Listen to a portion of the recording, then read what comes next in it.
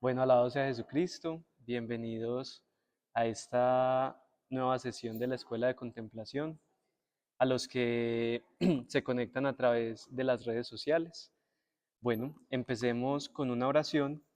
La oración la voy a leer y yo quiero que ustedes cierren los ojos y por lo menos como que se hagan la imagen mental de lo que está pasando. ¿Listo?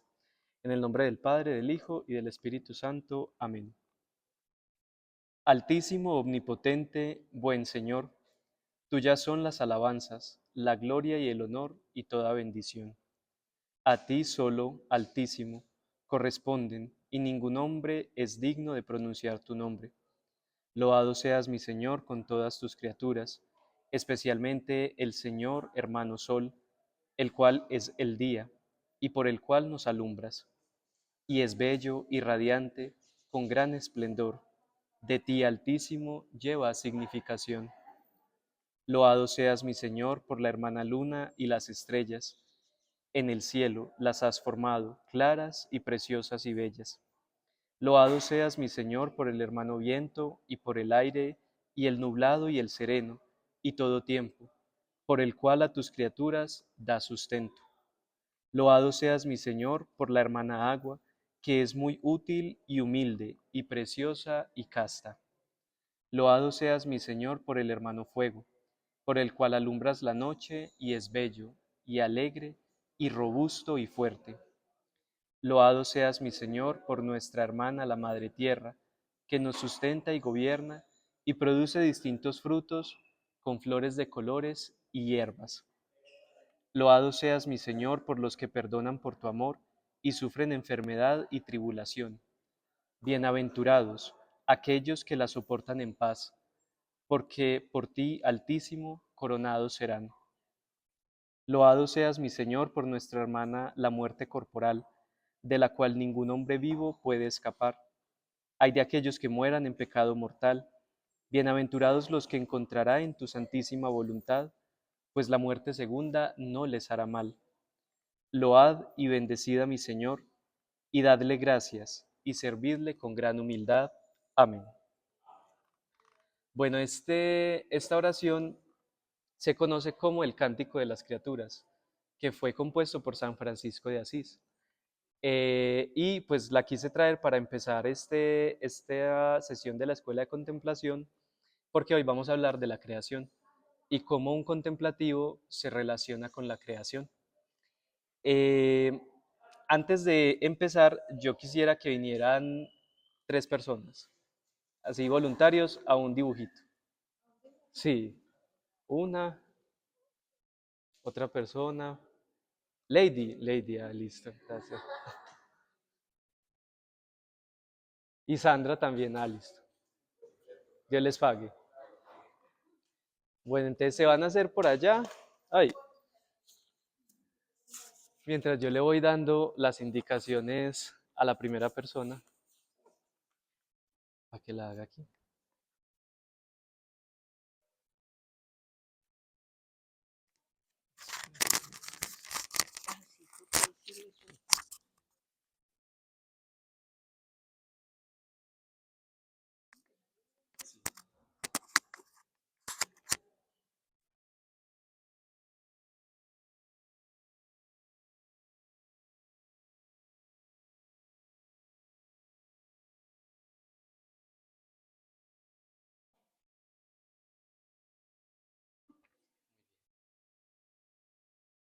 Lady.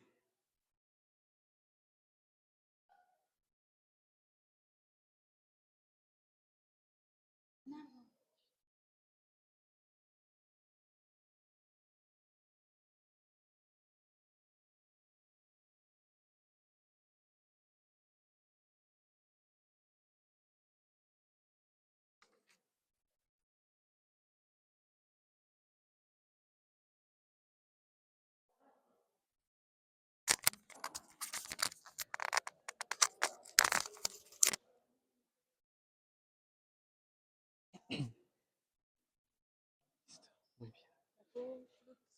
No.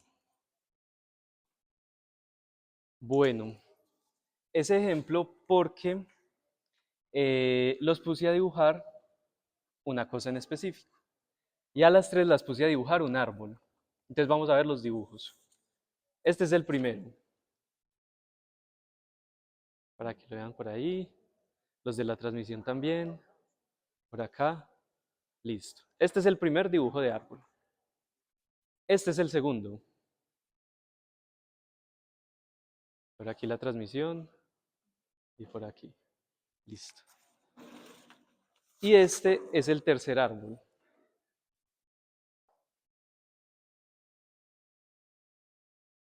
Tres personas distintas hicieron el mismo árbol, exactamente iguales. Y pues me sirve para el ejemplo, ¿cierto?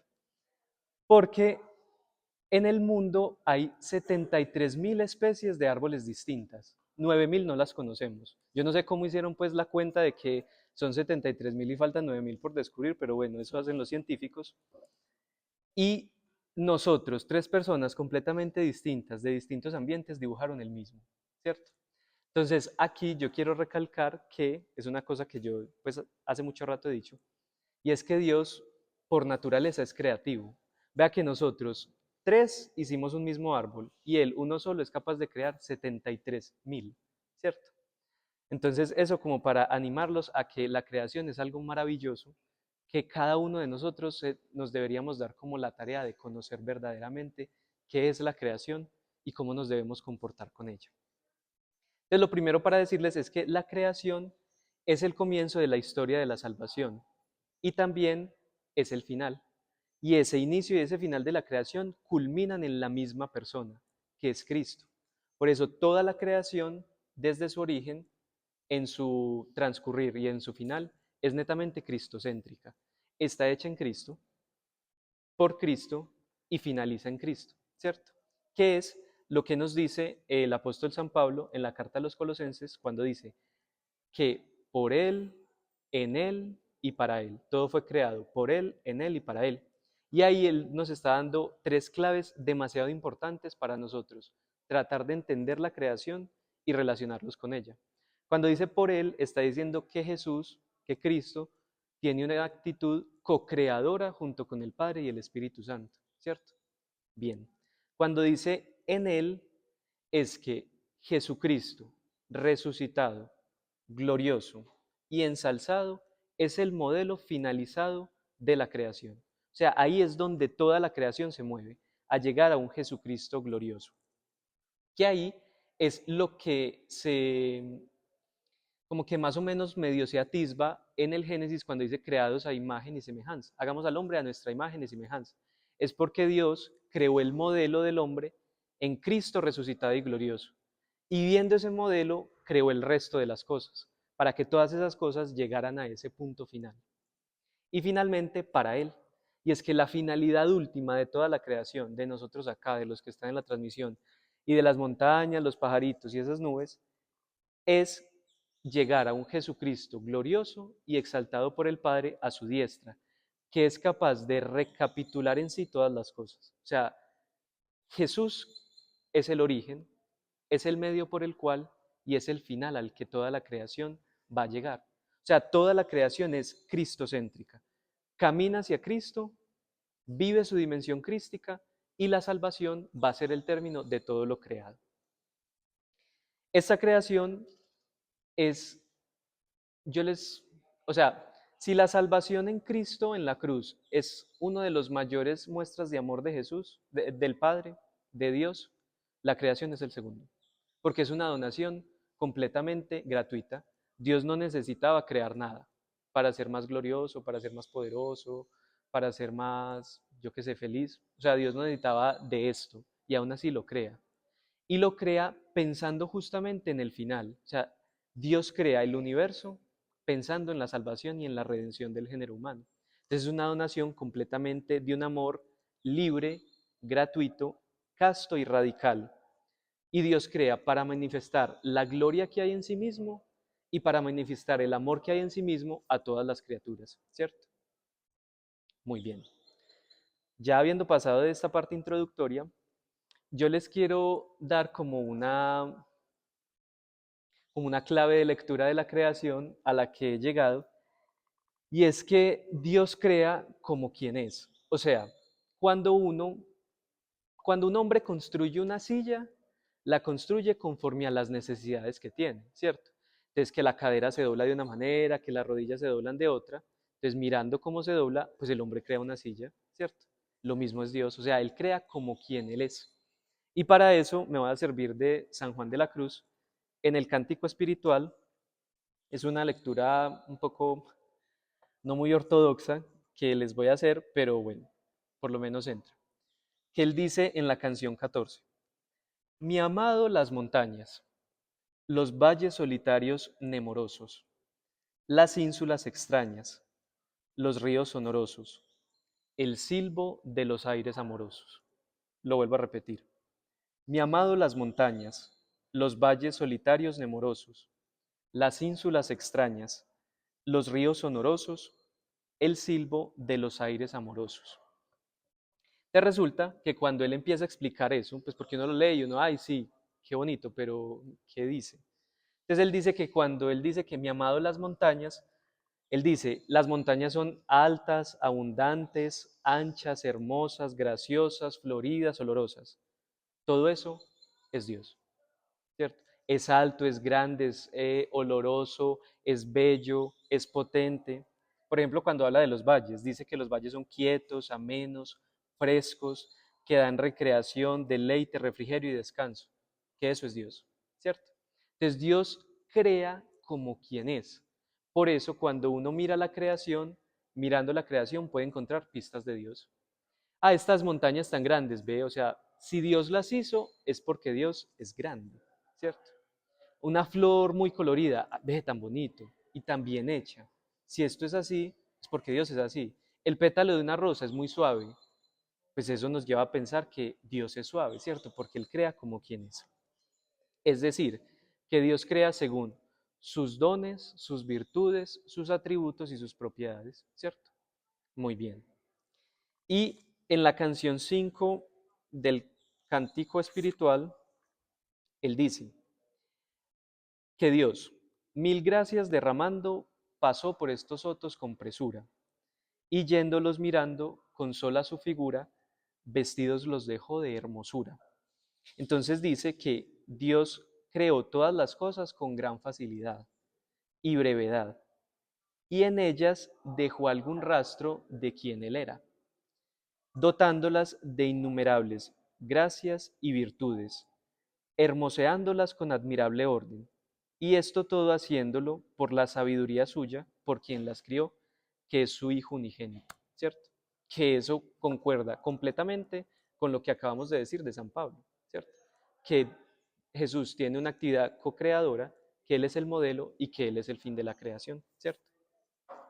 Entonces, ¿qué nos dice ahí San Juan de la Cruz? Que en las criaturas hay un rastro del paso de Dios. Resulta que un día yo estaba en el monasterio rezando el rosario y me puse a caminar. Porque a mí me gusta mucho caminar rezando el rosario. Mm, Entonces, estaba caminando y mirando por el piso y vi unas hormiguitas muy enfiladitas. O sea, tenían un camino impresionante porque como que hasta le habían quitado la grama. Entonces era un caminito de tierra, a un lado había grama, al otro lado también, y las hormiguitas iban en fila, con sus hojas sobre la espalda. Entonces yo me puse a perseguirlas a ver a dónde iban. Entonces en una parte fui a donde estaban recogiendo como las maticas, eso, las hojas. Y me devolví y siguiéndolas llegué hasta el nido. Y era impresionante ver cómo salían las que no tenían nada y cómo iban entrando las que tenían su hoja, ¿cierto? Entonces yo dije, esto es impresionante. Dios es así de ordenado que hasta una hormiga que no piensa nada es capaz de hacerse un camino y de ir todas enfiladitas y con un orden de que por este lado van las que no tienen hojas y por este lado van las que tienen hojas. O sea, se parecen a los tacos que hay en Medellín. Muy bien. Y otro día estaba también caminando por el monasterio y me encontré con una flor muy bonita, muy linda, porque era blanca y tenía como, como cuando uno hace un manchón de pintura, como de amarillo, y encima tenía como unos petalitos morados. Este es impresionante, o sea, parece pintado con un pincel. Es hermoso, ¿cierto? O sea, como con esa delicadeza, Dios es capaz de hacer todas las cosas. Con esto, ¿qué les quiero decir? Que las criaturas son un reflejo de Dios y que haciendo lo que tienen que hacer, alaban a Dios, ¿cierto? Entonces esa flor, con tener sus colores, con tener su suavidad, con ser así, está alabando a Dios. Las hormiguitas, siguiendo su camino, con su orden, están alabando a Dios. Un pájaro que canta, cantando está alabando a Dios, o si está volando también está alabando a Dios, ¿cierto? Esto nos lleva a qué? A que la creación es un espejo de Dios, ¿cierto? O sea, a través de la creación nosotros vemos los atributos y las características de Dios. Y adicionalmente que la creación es una maestra de los hombres, ¿sí? Porque yo les estaba diciendo que el pajarito cantando está alabando, que el árbol creciendo así con un tronco grueso y abriendo sus ramas está alabando a Dios. Eh, yo qué sé, un pez nadando en el mar está alabando a Dios, ¿cierto? O sea, hacen lo que tienen que hacer. Y si nos vamos al relato de la creación, cuando Dios crea al hombre, lo crea como la obra cumbre de toda la creación, o sea, es lo máximo. Tan particular que el hombre, siendo lo máximo de la creación, sea el que menos sabe alabar a Dios, porque no sabemos qué hacer. O sea, al menos los pájaros vuelan y cantan, las flores se abren y exhalan perfumes y los árboles dan fruto. Entonces, ¿nosotros qué tenemos que hacer? ¿Sí?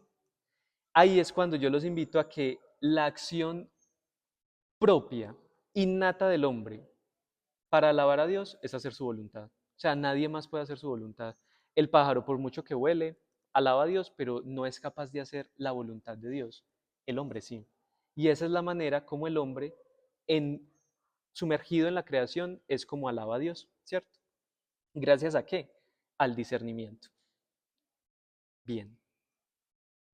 ¿Cuál es el llamado entonces que se nos propone a nosotros como cristianos y a ustedes que están haciendo como esta escuela de la contemplación?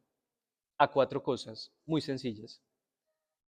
A contemplar la creación, a trabajar, a orar y a amar la creación.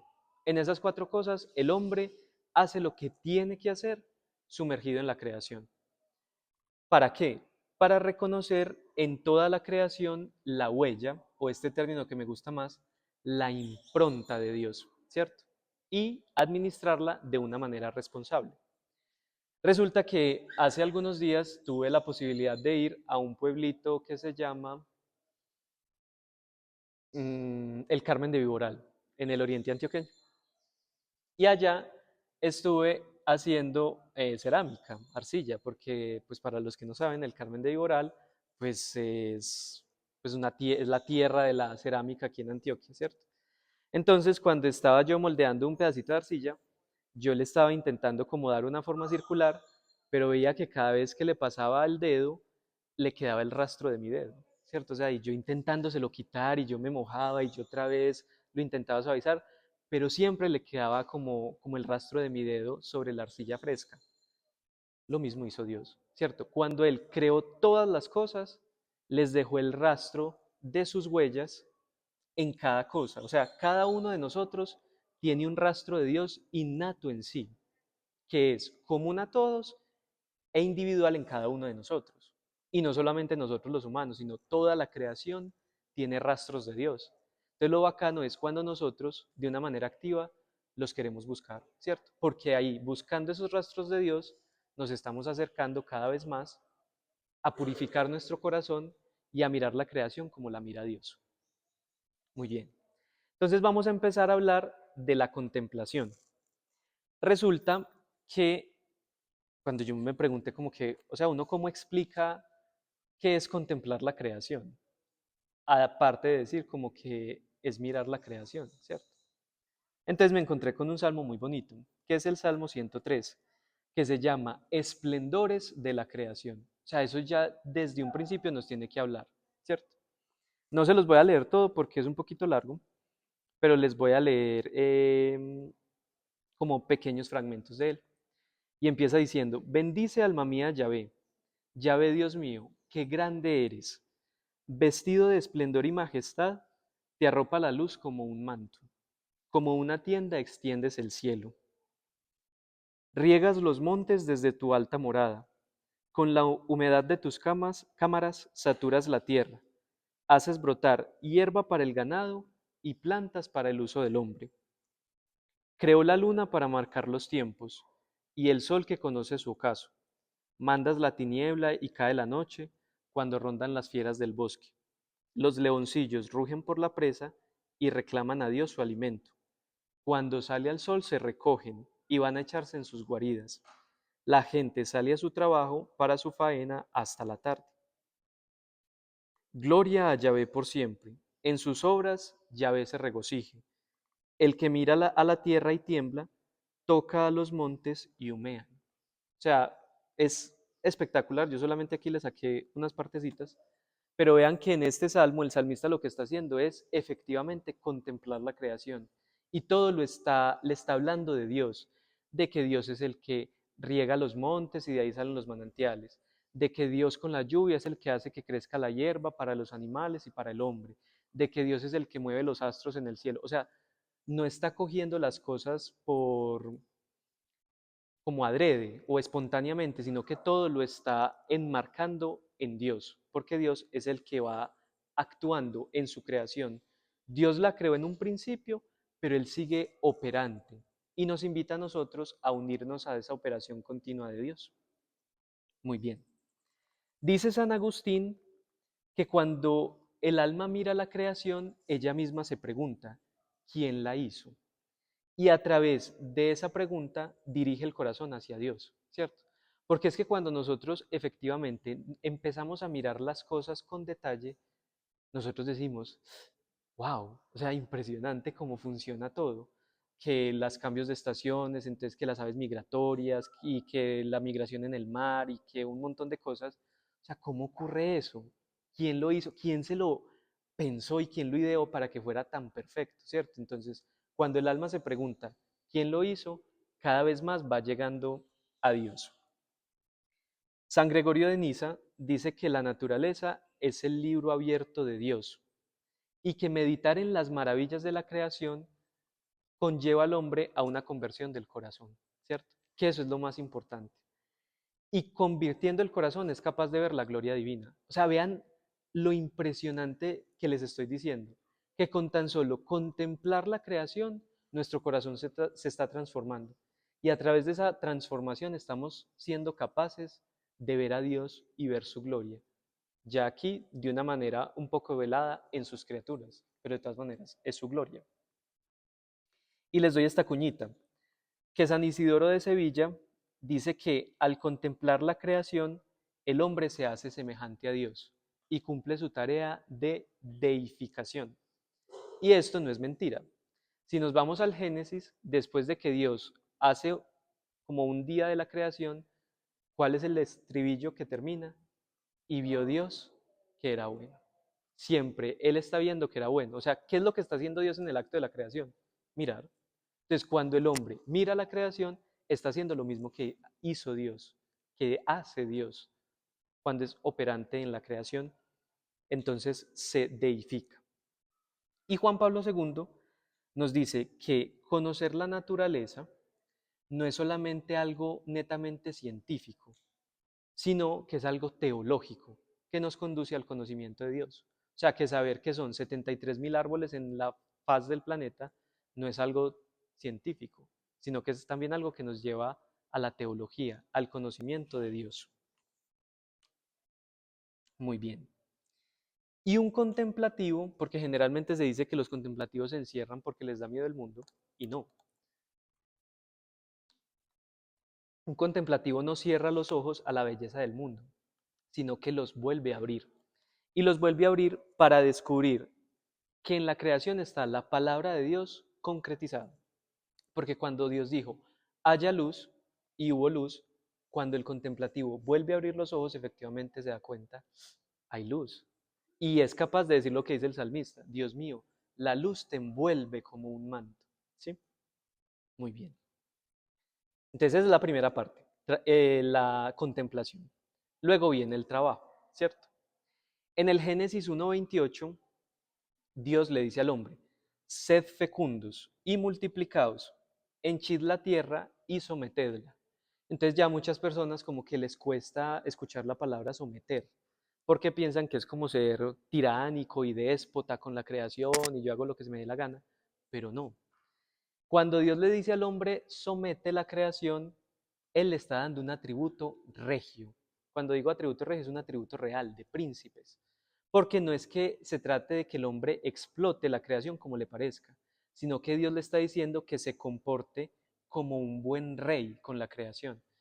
¿Y cómo se comporta un buen rey? Administrando correctamente, cuidándola, haciéndola crecer, protegiéndola. Eso es lo que significa someter la creación, no explotar, sino ser un buen administrador del bien que Dios nos ha encomendado.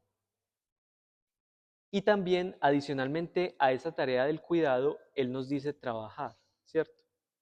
Trabajar no es la degradación del hombre, como muchas veces uno puede llegar a pensar, no, me toca trabajar.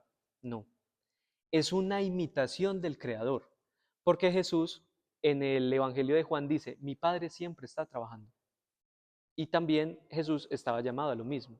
Entonces, cuando al hombre le toca trabajar, cuando nos toca trabajar, no es una carga, antes es una dignidad que se nos da para imitar al Creador, porque si Dios siempre está trabajando, sus criaturas también siempre están operantes, y más el hombre que es capaz de hacer y discernir la voluntad de Dios.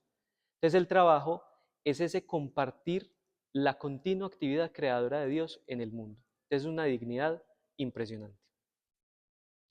Entonces ya hablamos de contemplar, de trabajar y ahora vamos a hablar de la oración. ¿Qué es lo importante de la oración o uno para qué ora? Para vivir en ese dinamismo vivificante del Espíritu Santo.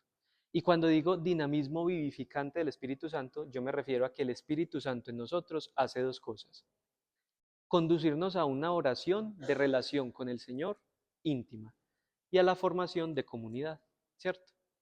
¿Qué es eso? Que nosotros cada vez nos tenemos que disponer más a, como lo decía un evangelio esta semana, a hacer odres nuevos para que en nosotros pueda caber el vino nuevo, ¿cierto? Ese es lo dinámico del Espíritu Santo, que siempre nos está renovando para buscar las cosas mejores. También en la oración entra algo que pues ya lo trabajamos una vez en las escuelas de contemplación, que es lo de la liturgia del oficio divino, ¿cierto? ¿Por qué? Porque en la liturgia, ya sea la liturgia de las horas, ya sea la Eucaristía, pero en la liturgia en sí, la creación es alabada y exaltada, y sus grandezas son proclamadas. Es decir, que el hombre se une con el coro de los ángeles para alabar la creación y a Dios a través de esa creación. Entonces, por eso también en la liturgia nosotros encontramos esa oración y nos comportamos de una manera adecuada con la creación. Y una oración constante lo que nos permite es abrir los sentidos para distinguir tres cosas de la creación. La presencia de Dios en las criaturas, ¿cierto? Así como Dios está en cada uno de nosotros, también hay presencia de Dios en las montañas, en la niebla, en las nubes. O sea, Dios está en su creación. La belleza de Dios, ¿cierto? Porque como Dios crea como quien es, si vemos cosas lindas, pues obviamente va a ser bello el que lo creó, ¿sí? Y finalmente la providencia, que cuando yo me hablo de la providencia no es que usted le llegue el mercado el primer día de mes y usted no se lo esperaba, sino que la providencia es el actuar de Dios constante en la creación, ¿cierto? De formas insospechadas, pero Dios siempre está actuando, siempre está trabajando, como lo decíamos ahora. Y esta oración constante también nos permite convertir el corazón. Y acuérdense lo que habíamos dicho ahora, que cuando el hombre contempla la creación, convierte el corazón y es capaz de ver la gloria de Dios ya aquí en la tierra, ¿cierto? ¿Eso qué nos permite hacer? La oración constante, entrar en una relación más profunda con Dios a través de un nuevo elemento, que es la creación. Resulta que el Papa Francisco hace unos años sacó una encíclica, que no sé si todos la conocen, hablando del cuidado de la casa común, que se llama Laudato Si, que está inspirado pues en el Cántico de las Criaturas de San Francisco, que fue lo primero que veíamos en la sesión. Y dice que la crisis ecológica que en este momento estamos viviendo, los seres humanos, es consecuencia de un hombre que ha perdido el vínculo con lo profundamente trascendente. Como al hombre se le olvidó la trascendencia, entonces puede hacer o deshacer como le plazca. Entonces ya perdió esa conciencia de ser administrador y se convirtió en un déspota sobre la creación. Por eso, ¿cómo podemos solucionar la crisis ecológica de ahora? Listo, está muy bien ONGs y inversiones y todo lo que se está haciendo, pero si no hay una verdadera transformación del corazón, por muchas organizaciones que salgan hoy o que vayan a salir el día de mañana, no vamos a solucionar la crisis que estamos viviendo en la parte ecológica. Primero tenemos que mirarnos cada uno a nosotros mismos, purificar el corazón a través de la creación y ahí efectivamente podemos caer en la cuenta de que todos somos administradores. Muy bien. Y finalmente está la tarea de amar. Te resulta que en esa misma encíclica de Laudato Si, el Papa Francisco cita al Papa Benedicto XVI, que dice, la degradación de la naturaleza está estrechamente unida a la cultura que modela la convivencia humana. Entonces aquí está empezando a hablar de la comunidad, ¿cierto? Entonces, ¿por qué estamos como estamos? Porque la comunidad perdió sus valores, se degradó, se dejó degradar. Entonces, por eso ya nos importa muy poquito ver basura en la calle, así es basura, y nos importa más el estándar de calidad que tenga una ciudad que recoger una basura, ¿cierto? Entonces, eso es lo que pasó, la degradación de esa naturaleza ocurre porque el hombre se degradó, perdió el vínculo con lo trascendente. Pero también el Papa Francisco hace un llamado porque entonces la gente ve eso, entonces ya ahora toda la gente sale en las playas con unas bolsas gigantes a recoger basura y empezar a limpiar y dice, sí, eso está muy bien, pero el amor a la naturaleza debe ir acompañada de un tierno amor y compasión por los hermanos. O sea, que usted vaya y abrace un árbol no significa que usted ame la naturaleza, ¿cierto? Y abrazar un árbol no es amar la naturaleza, es que usted cuide el árbol, cuide el río, pero también tenga un tierno amor por los que lo rodean, que también son creación de Dios, ¿cierto? Que también comparten su tarea de ser buenos administradores de la creación. Entonces, amar no es solamente amar el arbolito o el pajarito o el perrito, sino que también amar es un llamado al amor entre hermanos y eso genera comunidad. Muy bien. Y ahora va a tocar un tema un poco como candente para la sociedad de ahora, y es que tenemos que entender que no hay una auténtica comunión con la creación si se ignora la dignidad del hombre o si se comete crueldad con cualquier criatura, ¿cierto? Entonces, aquí nos está diciendo dos cosas, que no podemos olvidar la dignidad de los hombres. Y dignidad del hombre es dignidad, aun así esté en la concepción o aun así esté muy enfermito. O aún así sea muy pobre o sea muy rico, o aún así tenga adicciones o enfermedades, yo qué sé, mentales, lo que sea. O sea, el hombre es digno porque es digno, ¿cierto? Entonces, la comunión con la creación empieza reconociendo la dignidad del hombre. Y también habla de las criaturas y dice que no hay que cometer crueldad con las criaturas. Resulta que yo pienso que el diablo es especialista en hacer como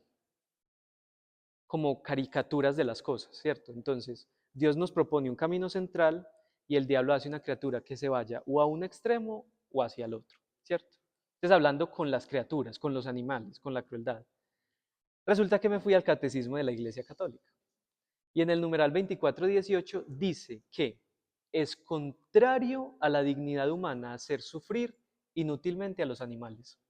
Es decir, que si usted le pega, yo que sé, a un perro, a un gato, bueno, tantas cosas que pueden ocurrir ahora, no significa que le esté haciendo solo daño al animalito, sino que se está haciendo daño a usted mismo. Porque un hombre digno es un hombre que cuida la creación. Entonces, si usted le hace daño a un animal, se está haciendo daño a usted mismo, porque no se está respetando su dignidad, ¿cierto? Entonces ahí es también como que ahora todo es maltrato, que todo es eso. O sea, vamos a mirar las cosas con claridad. Pero también nos podemos ir es al extremo, o sea, o el que maltrata o el que sobreprotege y casi que humaniza a los animales, ¿cierto? Y dice el catecismo en ese mismo numeral, que se puede amar a los animales, obvio, pero no desviar hacia ellos un afecto que solo se tributa a los seres humanos. Entonces ahí es cuando empezamos a ver que ya como en los carritos de cuna donde llevaban a los bebés, ahora llevan son perritos, vestidos como un bebé, ¿cierto? O sea, eso también es contrario a la dignidad del hombre. O sea, por mucho que uno diga, no, sí, es que es para cuidarlo, es que yo lo siento como mi hijo, o sea, con eso usted mismo se está insultando, porque estás desconociendo tu dignidad como hombre. Entonces, no es que nos vayamos todos a maltratar, ni que nos vayamos todos a hacer algo, una caricatura que no estamos llamados a hacer. O sea, amamos la creación, pero también y por sobre todo le tributamos el amor a los hombres como se les debe. Y ese amor no se lo debemos dar pues, a otras cosas, a los animales, o como les digo, los que se van y abrazan los árboles, que también. Entonces, bueno. Y finalmente dice que la protección del medio ambiente, que aquí cuando digo medio ambiente no solamente me refiero pues que a las montañas, que a los árboles, que a las fuentes de agua, que a la flora, que a la fauna, sino también a los que habitamos en ese medio ambiente, no es solamente algo ético o moral, no es solamente de que lo dice la Constitución o lo dice un decreto o lo dice una norma, una legislatura, es algo profundamente teológico. ¿Por qué es teológico? Porque si Dios está escondido en eso y yo lo cuido, también estoy cuidando la presencia de Dios en eso. Aún así ese eso sea una palmera, o aún así ese eso sea un ser humano, ¿cierto? Y al ser un cuidado teológico es un reflejo del amor de Dios por sus criaturas, que a todas las ama, ¿cierto? Un amor que se extiende a todos por igual. Y en los hombres, o sea, en el género humano, eso se manifiesta en las obras de caridad que podemos hacer con el hermano y en la evangelización, que es dar a conocer esto, o sea, esto es evangelizar, que reconozcamos en la creación la presencia de Dios. Y eso nos hace que testigos de la creación. Ser testigos de la creación es ser testigos de que Dios está operante y vivo en sus criaturas. Muy bien. Hasta ahí vamos bien. Ya vamos terminando de todas maneras. Entonces, ¿cuál es la invitación de como de todo este tema de la escuela de contemplación, de la relación de un contemplativo con la creación, que también lo añado a la invitación de la Laudato Si, que lo veníamos resumiendo en la contemplación, la oración, el trabajo y el amor, ¿cierto? En sí, ¿en qué podemos resumirlo? En un interés por el ecosistema, por el ambiente, ¿cierto? O sea, muy bien cuidar las reservas hídricas, muy bien cuidar los bosques, muy bien cuidar los animales, ¿cierto? Muy bien. Adicionado a un amor sincero por los seres humanos, en todas sus etapas de vida, de todas las maneras que sea, porque reconocemos la dignidad innata de ese ser humano. Y finalmente, con esas dos cosas, un inquebrantable interés por resolver los problemas de la sociedad. Porque sí, podemos querer mucho el prado pues aquí y recoger la basura y decirle al hermano, no, te quiero mucho, pero eso también nos debe llevar a que tengamos como conciencia de la realidad de ahora, ¿cierto? O sea, cómo podemos mejorar, cómo podemos cuidar, qué propuestas podemos hacer. Obviamente todo iluminado por la luz del Evangelio, pero un interés en resolver esos problemas. ¿Para qué? Para vivir en paz, justicia y conservar la creación. O sea, eso es lo que nosotros necesitamos hacer. Esa fue la tarea desde el principio. En paz, justicia y conservar la creación. Para que en medio del mundo en el que nosotros vivimos, nosotros estemos siendo llamados constantemente a transformarlo con nuestra conducta, para que este mundo pueda llegar a su planificación en Cristo. Eso es lo que tiene que hacer un contemplativo con la creación. Nada más ni nada menos. Dios les pague. Gloria al Padre y al Hijo y al Espíritu Santo.